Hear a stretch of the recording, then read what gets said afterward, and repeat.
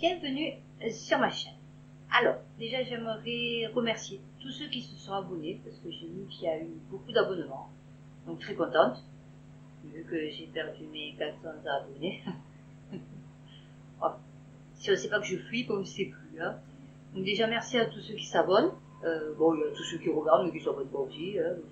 On est généreux nous aussi. Donc j'espère que vous allez bien. Donc aujourd'hui, toujours pareil, je vais parler de l'actualité sur Marseille et l'actualité sur l'Europe et la crise ukrainienne bien sûr pour terminer. Bon, du coup, comme je le dis maintenant à toutes mes vidéos, il n'y a plus de Covid. Donc il faut bien se rattraper sur autre chose. On a la crise ukrainienne. Quoique le Covid revient. Donc peut-être fin de la guerre. Vous voyez, vous le voyez comme ça en fait. C'est que quand vous voyez qu'il y a un truc qui commence à réapparaître, hein, parce que là ils sont en train de nous prendre la tête avec Deltacron, vous savez que ce qui est en cours, c'est bientôt la fin. Vous voyez, là on savait que c'était la fin du Covid parce que il y avait la guerre. Bon, là maintenant, le Covid revient, donc on se dit, ah, peut-être la fin de la guerre. Voilà. Donc je vais commencer sur Marseille.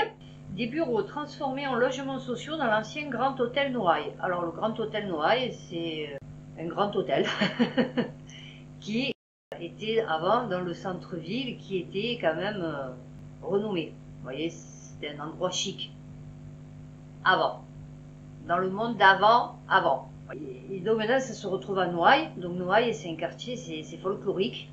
Moi, perso, j'aime pas. Mais bon, après, moi, je suis un peu spécial. Hein, vous l'aurez remarqué, je pense.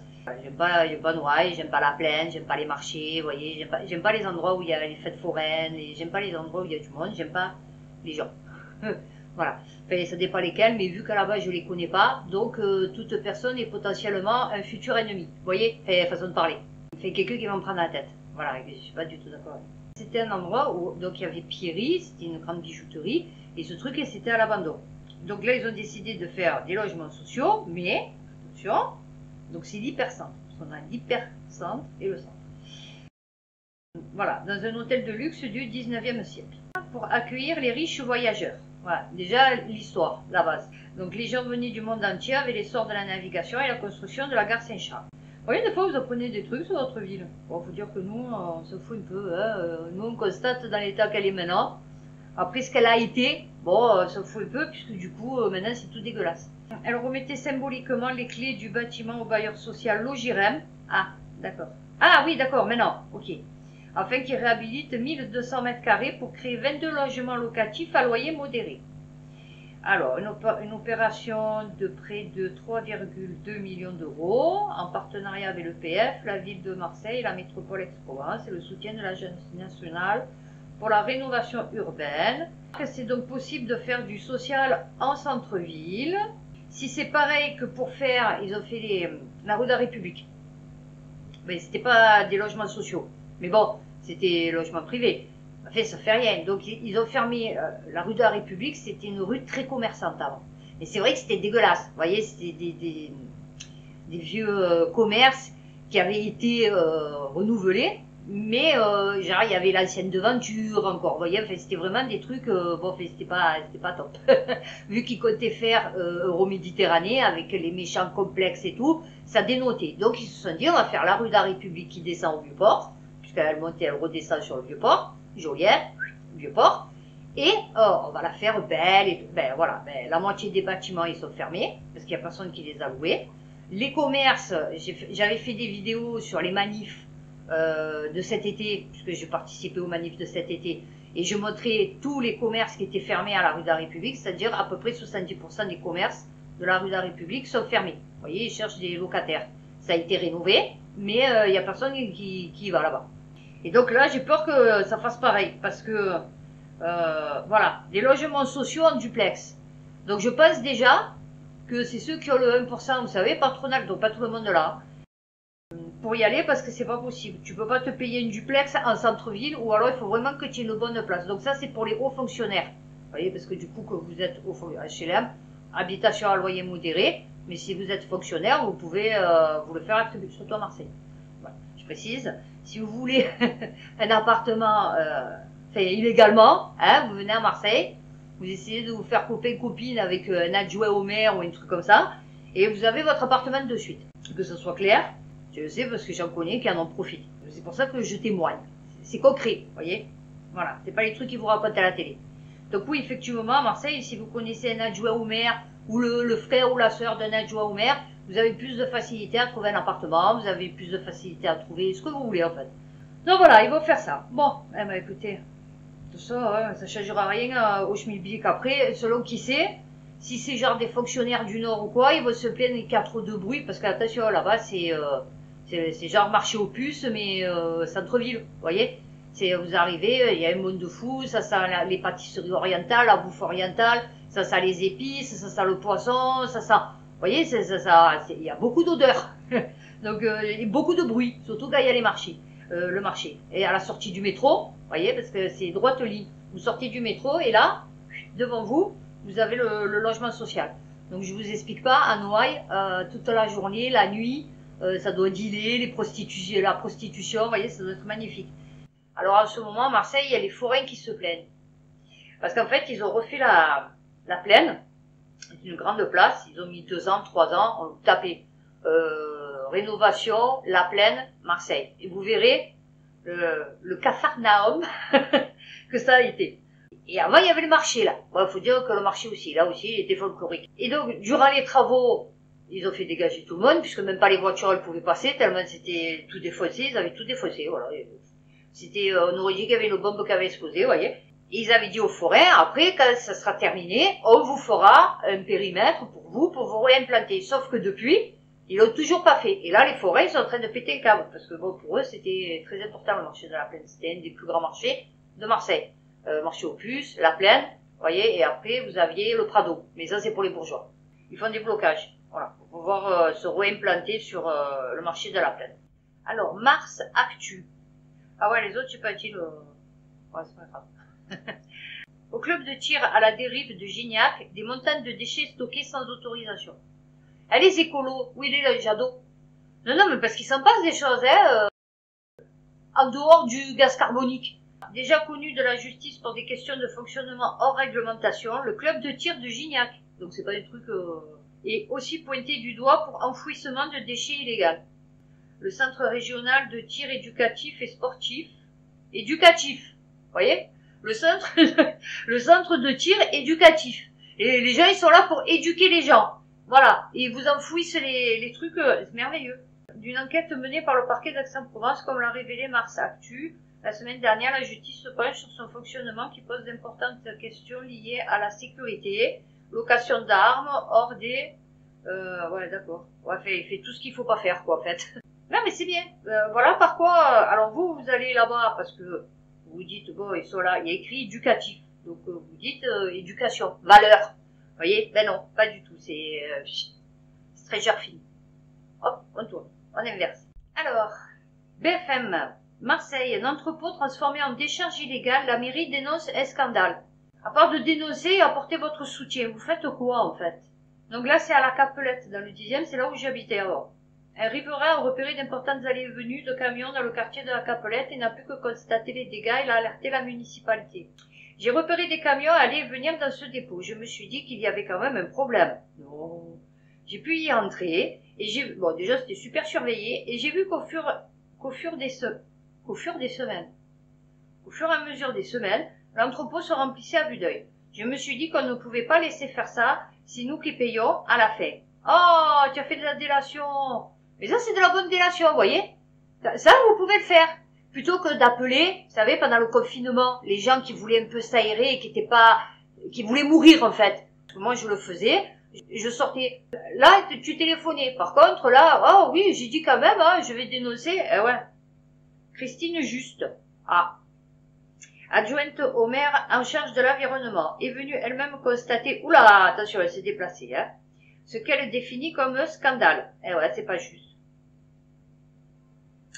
La municipalité ne peut pour l'heure pas entreprendre de travaux de déblaiement. Ah, ne connaissant pas avec précision la nature des déchets. Ah, ils ont peur. On sait jamais, c'est super toxique. Donc du coup, ils se disent on va faire des analyses avant. Mais avant de faire des analyses, est-ce que ça vaut le coup de faire des analyses? Vous voyez, donc ça va prendre 3 ans et demi le truc. Amoncelé dans l'ancien camp militaire. Ah non, mais normalement, ils doivent en faire un truc, je crois, de ça. Donc ouais, ça va être vite fait. Ouais, ça va, ouais, alors du coup, ça va être vite fait. Cela n'empêche pas l'élu d'imaginer une facture salée. Bah, c'est nous qu'on va payer, hein, puisque de toute façon, l'intéressé estime que ces dizaines de tonnes de gravats, parce que nous, on n'a pas des caméras de surveillance, on en a 1500 sur Marseille, et donc on peut pas voir les camions qui passent, vous voyez, dire, ah ben tiens, ils sont obligés de passer par l'avenue de la Capelette, hein, c'est obligé. Tu surveilles, tu regardes, tu fais voir tous les films, si c'est enregistré, bon, faut-il encore que ce soit enregistré, et tu peux retrouver les camions. Et donc, avec les plaques d'immatriculation, ou peut-être, si c'est une entreprise, avec le logo du camion, tu peux retrouver ceux qui ont déchargé. Vous voyez, mais ça, c'est trop complexe. Ça, c'est pour les Américains dans les experts. Vous voyez, nous, on n'a pas ça. Nous, c'est un mec qui balance. Oh, c'est ballot. Voilà. Si l'État est propriétaire du terrain, c'est bel et bien à la métropole d'Aix-Marseille d'assumer la charge des travaux. Contacté par BFM Marseille, celle-ci assure pour l'heure ne pas avoir été saisie de l'affaire. Voilà, rien à foutre. Et après, vous, on vient vous mettre une amende parce que vous jetez le papier par terre. Il faut pas jeter les papiers par terre, mais c'est pour vous dire. Alors, 20 minutes. Marseille, on craint que les dispositifs pour les réfugiés ukrainiens se fassent au détriment des autres. Ben oui, ma chérie. C'est la vie, tu sais. C'est comme ça. C'est le monde à Macron. La Startup Nation. Et il y a des gens qui ne sont rien. Voilà. Au moment T de l'instant I de leur H. Tu vois, il suffit que, voilà, Macron l'a décidé. Là, pour l'instant, c'est les Ukrainiens. Après, peut-être ce sera quelqu'un d'autre. Alors, je sais pas s'il tourne une roue, s'il joue au dé, je sais pas comment il choisit le truc, le schmilblick, tu vois. Depuis des années, les associations mobilisées à Marseille pour l'accueil de réfugiés font face à un manque de places d'hébergement d'urgence. Dans un communiqué de presse, la préfecture des Bouches-du-Rhône a annoncé avoir trouvé un hébergement à 63 réfugiés ukrainiens. La filière d'hébergement, bon après c'est pas non plus des millions, hein, mais enfin bon, ça fait quand même 63 personnes. Quand tu sais que nous, ceux de la rue d'Aubagne, ils ont galéré pendant des mois et des mois. La filière d'hébergement d'urgence dans le département, en particulier à Marseille, est pourtant très tendue et les associations spécialisées craignent une hiérarchisation entre réfugiés en fonction de leur provenance. Eh ouais, ma chérie, maintenant c'est plus les Noirs et les Arabes, c'est les Ukrainiens. Voilà, c'est... La mobilisation se poursuit, accueillir, accompagner les déplacés ukrainiens. D'ores et déjà, une soixantaine d'autorisations provisoires de séjour a été délivrée, écrit le préfet. En matière d'hébergement, 63 Ukrainiens ont pu être orientés vers une place d'hébergement depuis le 3 mois dernier. Alors, un accueil qui se fait dans un contexte particulier dans la deuxième ville de France, tristement connue pour être une bien mauvaise élève en matière d'hébergement d'urgence. Le système d'hébergement des demandeurs d'asile est complètement saturé. Ben ouais, se désole Florent Audemont. Non, mais parce que c'est bien beau de les faire venir, parce que vous savez que c'est l'Union européenne qui les fait venir. Vous savez que c'est à cause de vous, petits blancs, qui ne vous reproduisez plus, qu'on est obligé de faire venir de la main-d'œuvre étrangère. Vous le savez, enfin à la base, c'est comme ça. En plus, là, je vais le lire, il y a un fort taux de mortalité infantile qu'ils n'avaient pas vu depuis 2012. Si vous faites pas des gosses, c'est mort, hein. Ils vont rentrer, hein. Alors, le 115, on a plein de gens à la rue. Ah oui, ça c'est clair. Qui est une des zones les plus tendues de France. Ah ben, nous, on est tendus, nous, on est toujours en haut du classement. Pollué, embouteillage, le moins de logement, insalubrité. On manque cruellement, c'est le projet d'Hidalgo. Hein, nous l'oubliez pas, c'est son projet. On manque cruellement de place. Ah, par contre, on a des pistes cyclables. Ah oui, ça on en a. Puis on a des vélos électriques. Ah oui, ça on en a.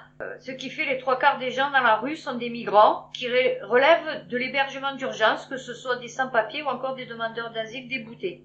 Eh oui, c'est qu'ils ont demandé l'asile, ils sont déboutés, mais ils sont toujours là. Bon. On se dit qu'en fait, il y avait des moyens. Eh ouais, bien sûr qu'il y a des moyens, t'inquiète. Ils ouvrent. Quand ils veulent, ils ouvrent. Ah, la preuve, hein. Mais les Français, en vérité, ils ont les moyens, hein. Parce que moi, je m'en rappelle, au début, les masques, quand ils ont dit que ça allait être obligatoire.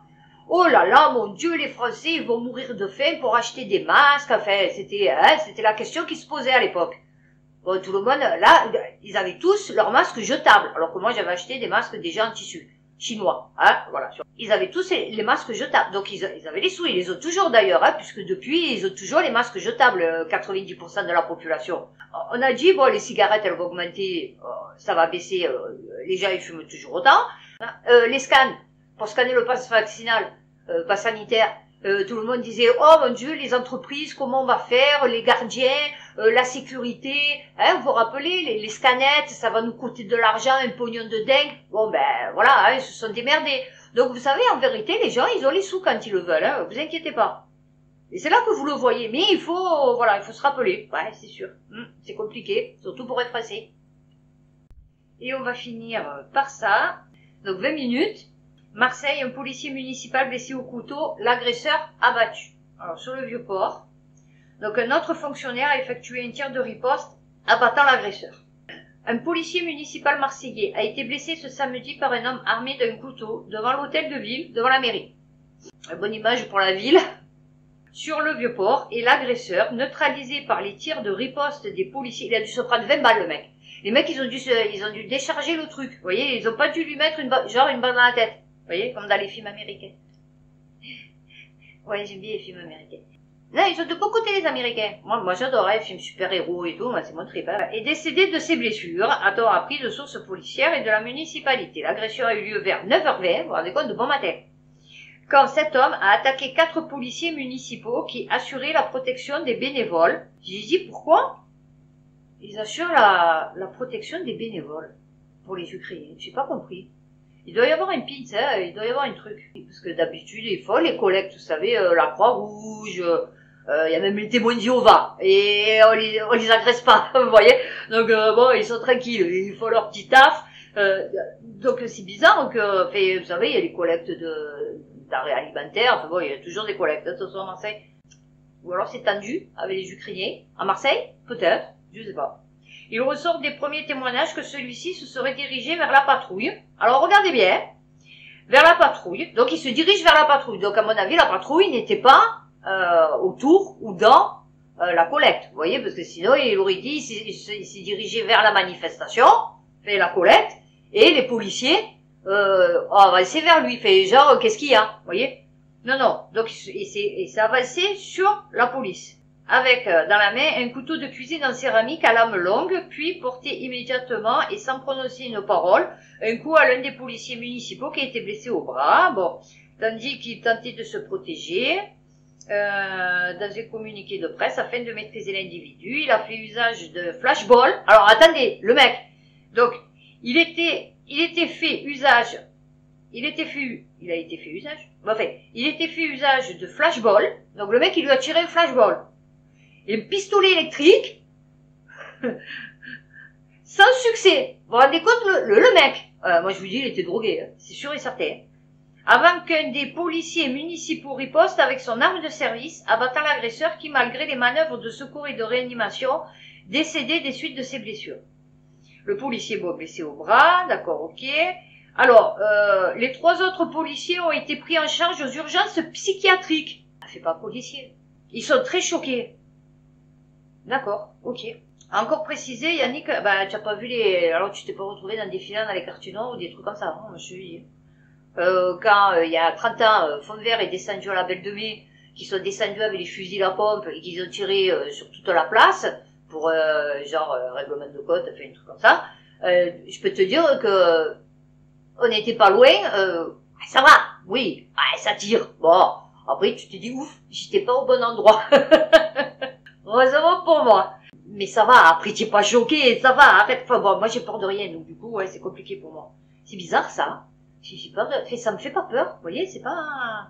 C'est impressionnant, vous voyez, parce que bon, ça tire et tout, mais j'ai pas peur, vous voyez, donc je sais pas. Ouais, peut-être ça fait peur de tirer sur quelqu'un, je sais pas. Enfin, de se faire agresser comme ça, peut-être, je sais pas. Une cellule de soutien psychologique a été mise en place. Bon, inconnu des services de police, le maire socialiste de Marseille, ouais, et le ministre de l'Intérieur, ouais, présent ce samedi matin pour l'inauguration du futur commissariat. Ah, c'est mal tombé. Ah voilà, c'est quoi, c'est mal tombé. Du 13e et 14e arrondissement. Je sais même pas où il est. Se sont rendus immédiatement sur place. Ils ont apporté leur soutien gratuit aux policiers municipaux, aux agents et aux bénévoles en état de choc. Eh ben putain, c'est vraiment des petites choupinettes, hein, franchement. Et ont fait le point avec les enquêteurs et les services de secours sur la situation. Alors, ils n'avaient pas d'antécédents judiciaires. Il n'y a, selon le ministre, pas eu de revendication.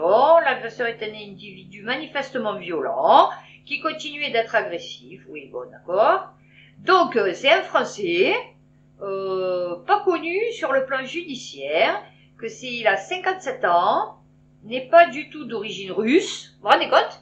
Il y avait la rumeur qui avait couru comme quoi c'était russe, qui avait attaqué les Ukrainiens, vous voyez, à Marseille. Oui, bien sûr. Oui. Contrairement à des rumeurs entendues dans la journée. Enfin, leur rumeur, hein, parce que bon, le parquet de Marseille demeure en lien avec le parquet national antiterroriste. Voilà. Et c'est un homme, alors oui, français, mais né à Djibouti. Il était défoncé le mec, hein, moi je te le dis. Voilà, bon ben là j'ai fini avec Marseille, du coup. Et on va passer à tout ce qui est... je vais faire santé, parce qu'il n'y a pas beaucoup, du coup, là aussi. Et après j'enchaînerai sur genre écologie, technologie. Dans mes vidéos, je vais vous parler de l'ONIAM. Vous savez, c'est pour le vaccin. Enfin, c'est pour les effets secondaires des médicaments, des vaccins. C'est l'organisme qui s'occupe des remboursements, vous savez, des indemnisations. Et donc Vera, il avait dit que l'ONIAM me prendrait en charge. Et moi, j'avais fait dans ma vidéo, j'avais dit comme quoi, oui, ça dépend parce que ils ont un budget, donc ils peuvent pas le dépasser. Et en plus, ils mettent des années pour être remboursés. Et donc, je parlais indemnisé. Et donc, je parlais du petit Yacine qui a eu, soi-disant, du coup, puisqu'il n'y en a pas, d'effet secondaire du vaccin. Et je disais, mon pauvre, tiens le temps. Ben voilà. Ouais, comme quoi, je dis pas de la merde. Vous savez quoi? Ce que je dis, c'est pas de la merde. Des fois oui, mais des fois non. Beaucoup non. Voilà. Vaccin H1N1. Donc j'avais dit oui sur sa tombe, il y aura écrit indemnisé en 2150. Et donc là, Ouest France, témoignage, handicapé après un vaccin, son fils indemnisé plus de 50 ans après. Vous voyez quand je vous le dis que je dis pas de la merde. Voilà. En octobre 69, au Mans, Bertrand, qui n'avait que 10 mois, devient handicapé après avoir été vacciné contre la variole. Plus de 50 ans après, une indemnisation de 153 000 euros. Le 18 octobre 1969, vous vous rendez compte? Je vous dis. C'est pour ça que les SSE, ils vous prennent pour des cons. Mais je vous dis, ils vous prennent tous pour des cons. Tous. Mais après, franchement, je vous en veux pas, parce que moi aussi, ils m'ont pris pour des cons. Mais il faut se réveiller. Voilà. C'est juste ça. Ensuite, un autre truc. Vaccin H1N1, une famille française obtient une indemnisation colossale. Capitale. Son enfant a été touché par des effets indésirables liés au vaccin contre le virus. La famille a obtenu une réévaluation considérable du préjudice. Voilà, notamment contre, alors, la vaccination d'urgence, voilà. Alors, vers cet organisme que les particuliers peuvent se tourner en cas d'effet indésirable de la vaccination d'urgence sanitaire, notamment contre le Covid-19, ou en 2010, lors de l'épisode de grippe H1N1. C'est le vaccin contre ce dernier virus qui a entraîné des effets secondaires sérieux pour une famille dont le fils a développé une narcolepsie cataplexie. Cette maladie, bon, ouais, c'est-à-dire tu es là, tu es tranquille, puis d'un coup, tu tombes, tu dors. Ouais, c'est merveilleux. Voilà. Ah, en plus je savais pas, vous voyez, qu'il pouvait s'associer à des hallucinations et des paralysies du sommeil. Ouais, ça m'est arrivé une fois ça. Oh, vous êtes réveillé, mais vous pouvez plus bouger. Enfin, vous pouvez pas bouger, c'est tout douce. 2 fois ça m'est arrivé dans ma vie. Si la famille s'était dans un premier temps tournée vers l'ONIAM pour demander un dédommagement, elle a estimé que la somme proposée n'était pas suffisante au regard du préjudice subi. Voilà, a donc saisi la justice pour faire valoir ses droits, une décision qui semble avoir été judicieuse puisque le tribunal administratif de Rennes, en Ille-et-Vilaine, a prononcé en sa faveur un dédommagement de près de 1,4 million d'euros, soit 8 fois plus que celui accordé à l'origine. Une différence qui peut s'expliquer par le fait que les indemnisations prévues par l'ONIAM font toujours débat, alors que les critères d'appréciation appliqués par l'organisme seraient insuffisants. Vous allez voir, parce que ça c'est nous qu'on paye, hein. C'est avec nos impôts, c'est l'État, enfin, vous voyez, c'est une partie de nos impôts. Je vous avais dit, vous allez voir que le Covid il va revenir. Je vous l'avais dit, mes premières, oui du coup mes dernières vidéos. Covid, BA2 gagne du terrain, de nouveaux cas de Delta Croix, un cluster de BA3, oh il y a BA2, BA3, ah maintenant c'est BA, alors BA2, BA3, ok. Les sous-variants d'Omicron se propagent en France. Et si Jean Castex annonçait dans le même temps une nouvelle étape dans la levée des restrictions, oui parce que vous savez qu'il y a à peu près 50 000 contaminations par jour, toujours. Mais ils n'en parlent plus, c'est bien? Omicron est toujours largement majoritaire, mais son sous-variant BA2 gagne du terrain. Voilà, 15% en semaine 6, 25% en semaine 7, 38% en semaine 8. Ça fait l'objet d'un suivi renforcé par Santé publique France et le CNR, virus des infections. Encore un nouveau truc, hein, parce que ça, voilà, j'ai jamais entendu. Donc le CNR, virus des infections. Okay. Respiratoire, pardon, j'ai oublié. Ouais, voilà. 8-5 ans ont été identifiés. Niveau de circulation, bon voilà, il arrive. Bon, je ne vais pas reprendre. Covid-19, donc ça c'est la dépêche. Le début d'une nouvelle vague. Les contaminations variant BA2 augmentent ce samedi pour la première fois depuis plus d'un mois. Voilà, ça y est, on y est. Donc là, on va passer sur santé, mais plus générale. Sur la cigarette électronique, donc ça c'est Le Monde. Le Haut Conseil de la Santé publique a une position anti-vape avec des arguments anti-vax. Comme ils nous ont pris la tête avec ce vapotage, hein, ouais, c'est mieux que de fumer, oui, hein, tout le monde s'est mis à ça. Et en fait, maintenant, ils sont en train de dire le contraire, hein, refusant de recommander l'usage de la cigarette électronique contre l'addiction au tabac. Voilà, le refuse carrément. Alors, très important, Le Monde. Sans action forte pour prévenir et soigner l'addiction aux opioïdes, une crise majeure de santé publique se profile, comme aux États-Unis.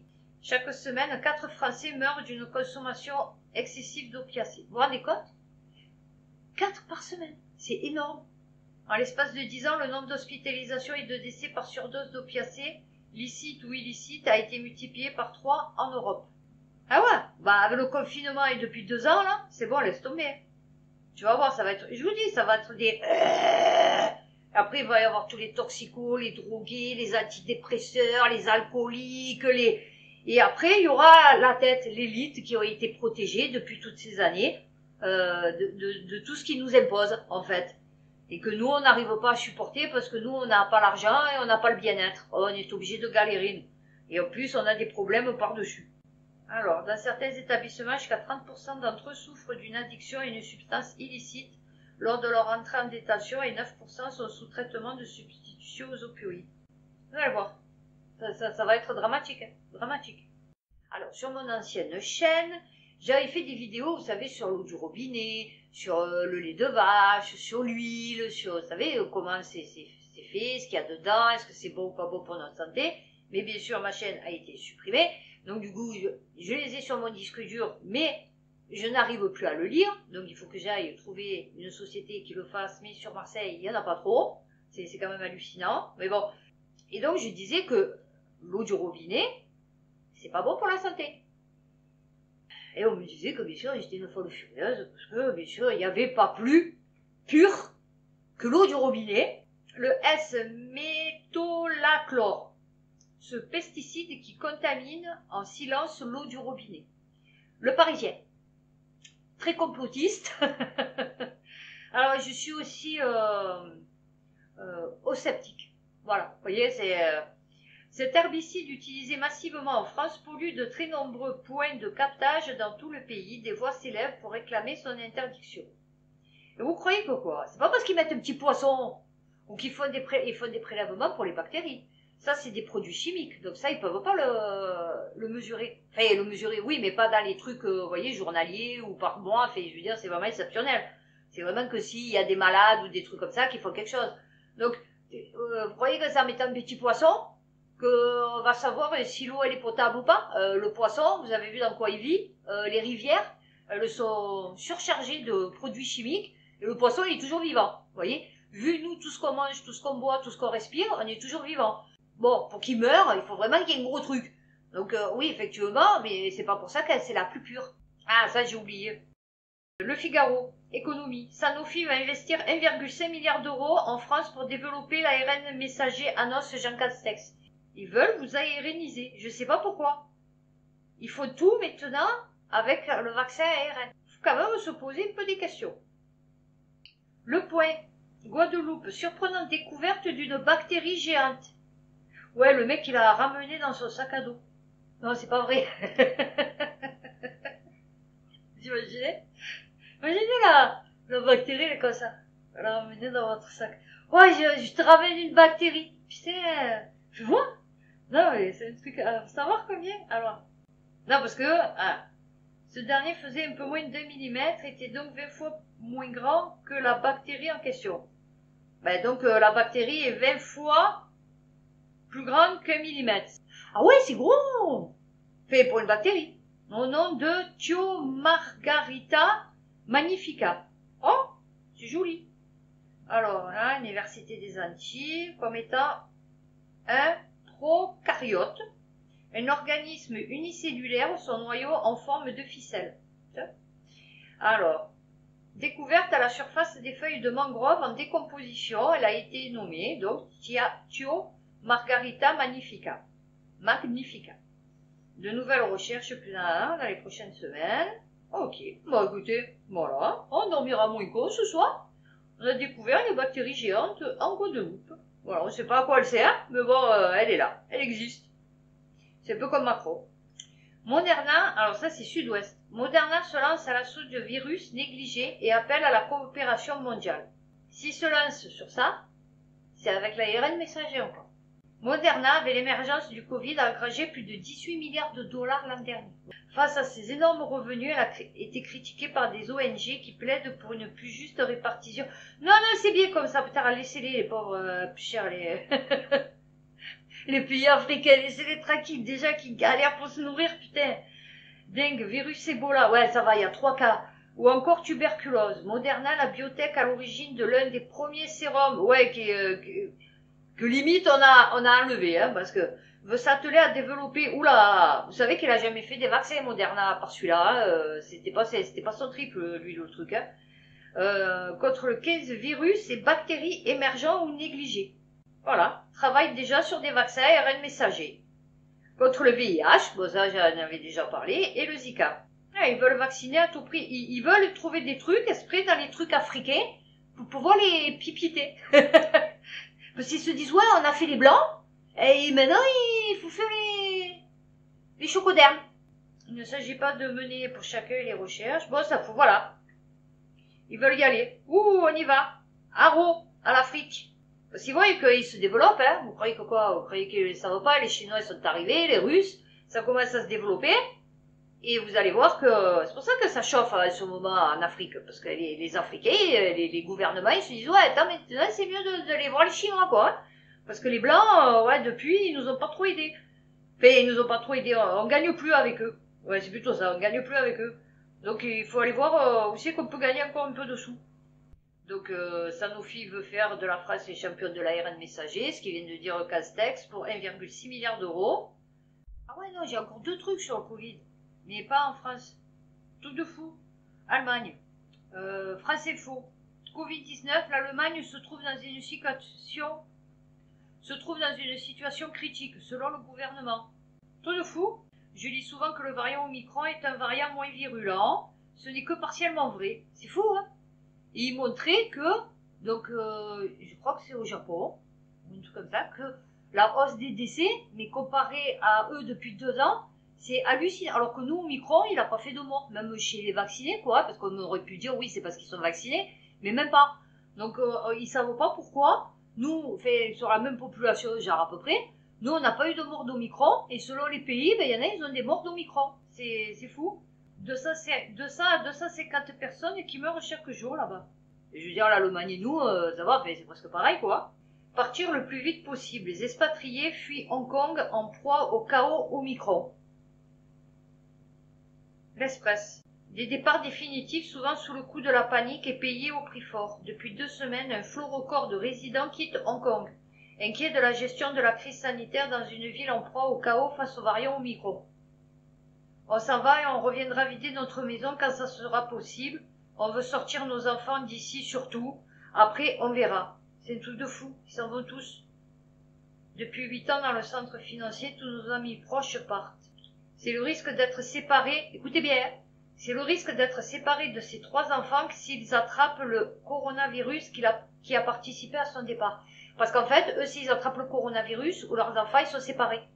Ils sont pris en charge par l'État. Vous vous rendez compte? Et c'est pour ça qu'ils fuient, parce qu'ils ont peur, comme Omicron, il est très contagieux, ils ont peur de l'avoir.